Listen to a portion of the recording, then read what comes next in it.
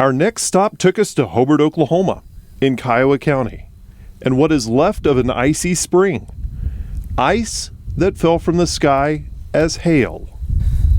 Well, I believe it started down around Lake Altus Lugert and went to the north and east, cut a swath 6 to 8 miles wide, probably all the way over into the Godebo, Carnegie area of northeast Kiowa County and into Grady County, I think. It's been estimated that swath could have been in the range, if they figured it as an average wheat crop, a little over 1 million bushels lost of production.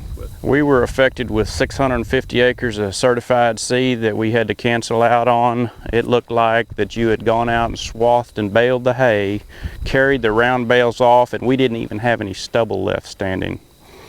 You know, the adjusters came by and looked at that and didn't even get out of the pickup. It was that easy to call it a zero. With the hail came some essential rain for the wheat crop that was left standing. Depends on where you're at, but you know, they definitely had a record rainfall for the month of May. In fact, for any single month of the year, we've got anywhere between 20 and 25 inches around here in the last 3 weeks. Statewide, 2014 was the lowest producing wheat crop since the drought of the 1950s. So how is 2015 different in Kiowa County? Well, there's a lot of similarities and there's some differences. Both years we were kind of dry all through the winter and the spring. Going back to 2014, it continued to be dry, and then we had a really late freeze around April the 15th, so it was kind of like a double whammy. Just really devastated the crop.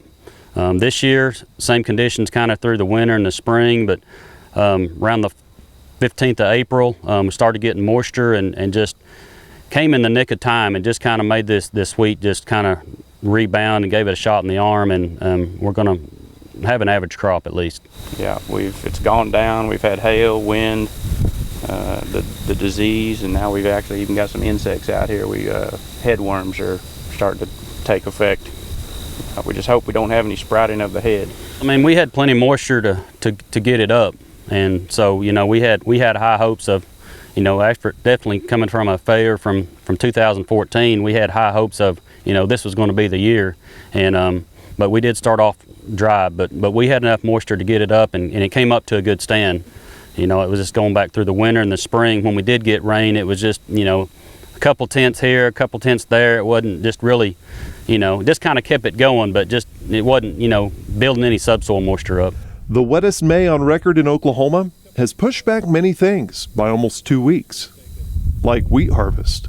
Oh man, we just feel like we're spinning our wheels. I think we've swept the barns and rearranged the bolt bins, changed the oil, and maintained all the equipment as many times as we could possibly do it, and maybe twice. So it's been a little bit frustrating, but we're just so thankful for the moisture and the rain that we've received. All our stock ponds are full, our pastures are rejuvenated, and our subsoil moisture is getting built up. I mean, we're just thrilled to death that we have this moisture available to us. You can grow a lot of things when you got moisture. You can't hardly grow much when you don't have any. We're just going to do things like we've always done. We're going to plant our same varieties.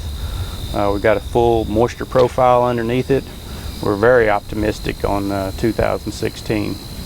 We're optimistic on getting our summer crops in here in the next week to 10 days, and it looks like we may have a little bit above average moisture throughout the summer, and a little bit cooler temperatures. So we're very optimistic on our summer crops and getting our fall crops planted back this fall.